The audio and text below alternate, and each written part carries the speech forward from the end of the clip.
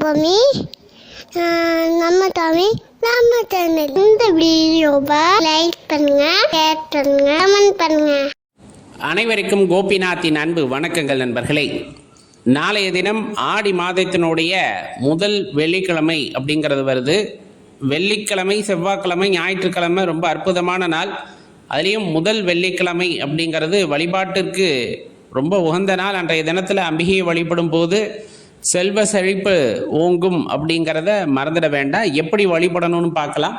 நம்ம ஏற்கனவே சொன்ன மாதிரி நிலைவாசல் பூஜை நம்ம ஆடி மாதம் 1ஆம் தேதி பண்ணின காரணத்தினால இன்றைய தினத்தில் நிலைவாசலுக்கு வந்து தூப தீபம் காட்டி நம்ம முதல்ல வழிபாடு செஞ்சுக்கிறது நல்லது. அதன் பிறகு பூஜை அறையில் அல்லது வீட்டுக்குள்ள ஒரு சொம்பு இருக்குது அப்படின்னா அந்த பாத்திரத்தில் நல்ல தண்ணீர் பிடித்து கொஞ்சமாக மஞ்சள் பொடி இருக்கு இல்லையா, அதை போட்டு மேலே வேப்பிலை கொத்து வச்சு அது வந்து ஒரு கலசம் மாதிரி வந்துட்டு பண்ணிக்கணும். அதுக்கு மேலே மஞ்சள் நூல் அல்லது வெள்ளை நூலை நல்லா திரித்து அதில் மஞ்சள் தடவி மேலே போட்டுக்கலாம். கையில் கட்டுற பழக்கம் சில பேர்த்துக்கு இருந்ததுன்னா இதை பண்ணுவாங்க.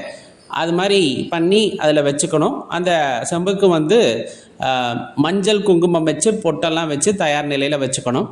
அதுக்கப்புறமா ஒரு மணப்பலகை, அந்த மணப்பலகையில் சிவப்பு வஸ்திரம் விரித்து அதுக்கு மேலே இந்த கலசத்தை வந்து நம்ம வச்சிடணும். இது சாக்ஷாத் அம்பிகையே வீட்டில் ஆவாகனம் செய்வதாகும். அதன் பிறகு வாழை இலை விரித்து அந்த வாழை இலையிலே நம்ம செய்வோம் இல்லையா, தலிகை போடுற பழக்கம் இருக்கும் எல்லாத்துக்குமே. அந்த மாதிரி வந்து நீங்கள் புளி சாதம், எலும்பிச்சம்பழ சாதம், தயிர் சாதம், சர்க்கரை பொங்கலாக இருக்கலாம், இல்லை நம்மளால் என்னென்ன சாப்பாடு செய்ய முடியுமோ, சித்திரனங்கள் செய்ய முடியுமோ செய்து நீங்கள் அந்த இலையிலே இட்டு படையல் இடலாம். ரொம்ப முக்கியமாக ஒரு இனிப்பு பதார்த்தம், இனிப்பு சுவை உள்ள பதார்த்தத்தை செய்து வச்சுக்கலாம். அதே போல் கூழ் காய்ச்ச முடிஞ்சது அப்படின்னா கொஞ்சமாக கூழ் காய்ச்சியும் அவ்விடத்திலே வைத்து கொள்ளலாம்.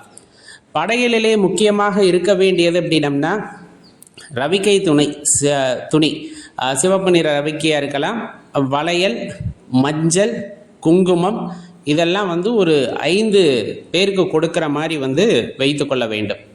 அதன் பிறகு நல்ல வாசனையான சாம்பிராணி, சிவப்பு மலர், அரளி மலர் இருக்கு இல்லையா, சிவப்பு அரளி, அதை வந்து கோர்த்துக்கணும். தனித்தனியாக உதிரியாக வேண்டாம், கட்டி அல்லது கோர்த்து அம்பிகைக்கு வந்து அந்த கலசத்தின் மீது அணிவிக்கலாம்.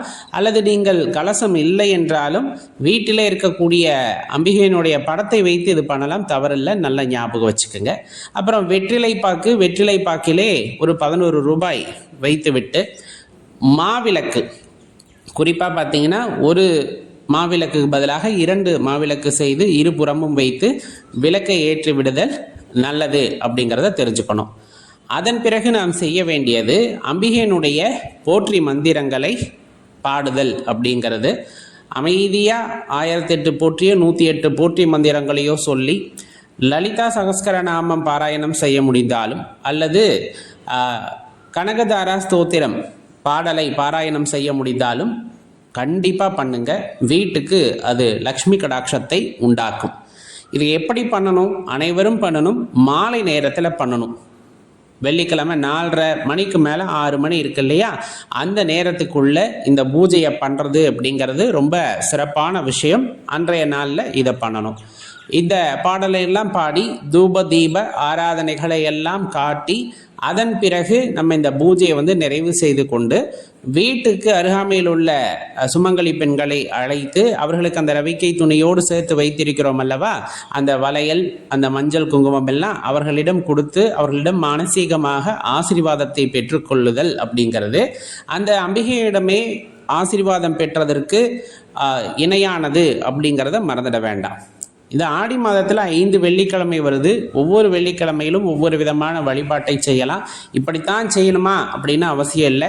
அவரவர் வழக்கத்திற்கு ஏற்றவாறு வெள்ளிக்கிழமை என்று காலையிலிருந்து மாலை வரை உபவாசமாக இருந்து பட்டினி இருந்து மாலை நேரத்திலே செய்யக்கூடிய இந்த வழிபாடு அப்படிங்கிறது மகத்துவம் வாய்ந்தது. அந்த வழிபாட்டை செய்யும் போது நம்ம ஏற்கனவே சொன்ன மாதிரி நம்மளுக்கு என்ன பிரச்சனை இருந்தாலும், குடும்பத்தில் எந்த பிரச்சனை இருந்தாலும் அந்த பிரச்சனைகள் எல்லாம் நிவர்த்தி ஆகும் அப்படிங்கிறத மறந்துட வேண்டாம் நண்பர்களே. ரொம்ப எளிமையானதும் கூட. இதை செய்யுங்கள். முடியும் அப்படிங்கிற பட்சத்தில் நம்ம என்ன பண்ணலாம் அப்படின்னா, குத்துவிளக்கு பூஜை வீட்டில் செய்யலாம். ஒரு வீட்டில் இருக்க பெண்கள் கூடியும் செய்யலாம். அருகாமையில் இருக்க பெண்களும் ஒரே வீட்டில் நம்ம வந்து அமர்ந்து அவ்விடத்தில் நீங்கள் இந்த குத்துவிளக்கு பூஜையை செய்வதும் சிறப்பு. சில ஆலயங்களிலே விளக்கு பூஜை நடைபெறும், அல்லது அந்த ஆலயங்களிலே சென்று விளக்கு பூஜைகளில் கலந்து கொள்வதும் சிறப்பு. ஏதேனும் ஒரு வகையிலே இந்த ஆடி மாத வெள்ளிக்கிழமையிலே நாம் அம்பிகையை பூஜிக்கும் பொழுது கண்டிப்பாக அதற்குண்டான பலன் அப்படிங்கிறது கிடைக்கக்கூடும் நண்பர்களே. ஆடி மாத முதல் வெள்ளிக்கிழமை அன்னைக்கு பார்த்தீங்கன்னா, சுக்கிர ஓரையில் நீங்கள் கல்லுப்பு வாங்கி வீட்டில் வைக்கிறது லக்ஷ்மி கடாட்சத்தை உண்டாக்கும் அப்படிங்கிறத மறந்துட வேண்டாம். அது போக நம்ம ஏற்கனவே சொன்ன மாதிரி கண்ணாடி வளையல் வாங்கலாம், பூக்கள் வாங்கலாம், சந்தன குங்குமம் வாங்கலாம், சங்கு வாங்கலாம். இது போல் லக்ஷ்மி கடாட்சம் உடைய பொருட்களை அன்றைய தினத்திலே நம் வீட்டுக்கு வாங்குவதும் மிகவும் உத்தமம். மறக்காமல் இந்த பதிவை உங்கள் நண்பர்களோடையும் பகிர்ந்துக்குங்க. நன்றி, வணக்கம்.